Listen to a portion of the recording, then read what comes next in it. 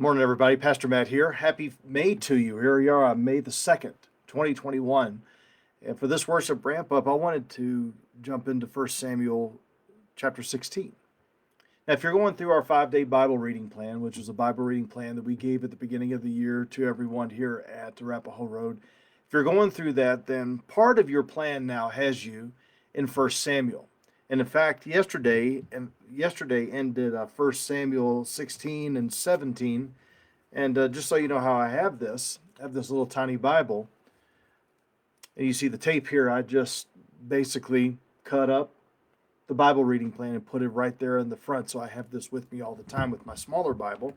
And now I'm going to have to take time to get back to 1 Samuel. So I was reading through something, and as we've been going through Ephesians, we've been talking about the need for the power of God and the power of the Spirit to really help us and move us in everything that we're doing for the sake of Christ.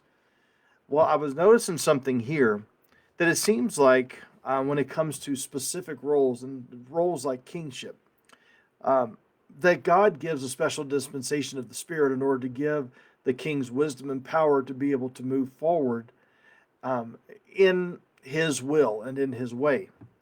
Now, at the end of this paragraph from 1 Samuel 16, it talks about this. It says in verse 13, "Then Samuel took the horn of oil and anointed him in the midst of his brothers." This is David, who is the youngest of all the sons of Jesse, youngest of all those brothers. "And the Spirit of the Lord rushed upon David from that day forward, and Samuel rose up and went to Ramah." So when God anointed David, the Spirit rushed upon him. Now we see in the very next verse, in verse 14, new paragraph. "Now the Spirit of the Lord departed from Saul." Well, why? Well, Saul took a shortcut. See, when you're a leader over God's people, you can't take shortcuts. And you see here, and how much the parallel is between the Old Testament and New Testament in this regard, I don't know. But I was talking with a pastor the other day, and he was talking about when he went from being a pastor. Well, he was actually a denominational worker, but when he went from being a denominational worker or pastor to a denominational worker, sorry guys, it's early. When he did that, he said that he felt some power leave him because he had some people that were praying for him in that role. And then when he left, then that prayer was gone. It was moving toward whoever the new pastor was that was going to come in. I think there's a lot to sort through, and I think there's a lot that we really need to be thinking about. But what we see here, though, is that even with Saul earlier on, when Saul was anointed king, the Spirit rushed upon him. When David now is anointed king, the Spirit rushed upon him. When Saul was no longer king, the Spirit left him. And in fact, because of various things, there was a harmful spirit that attended. In fact, it was David.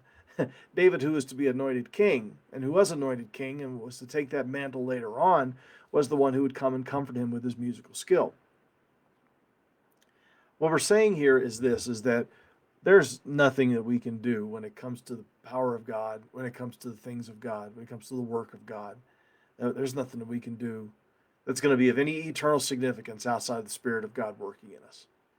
And so I pray that this morning, that when you come to church, you would ask the Holy Spirit to make much of Jesus in your heart.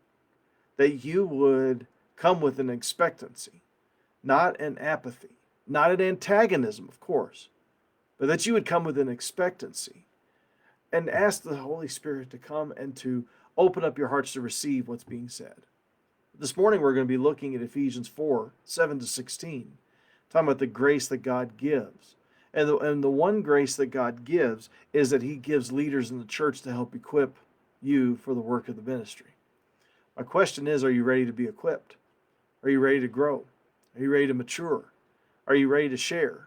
Are you ready to know, as it says in verse 16 of Ephesians 4, how to work properly? Again, too many of us, we came to Christ and we thought that that was it and we would just coast, and we didn't see the need to be discipled. We didn't see the need to be equipped. We didn't see the need to be deployed. But nothing could be further from the truth. God saves us to send us. He calls us to convert. He converts us to call us to a ministry, to his ministry, to kingdom ministry.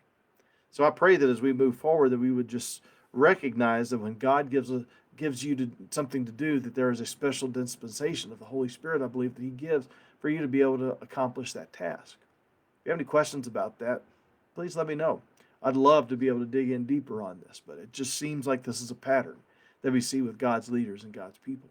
All right. God bless you all. Take care.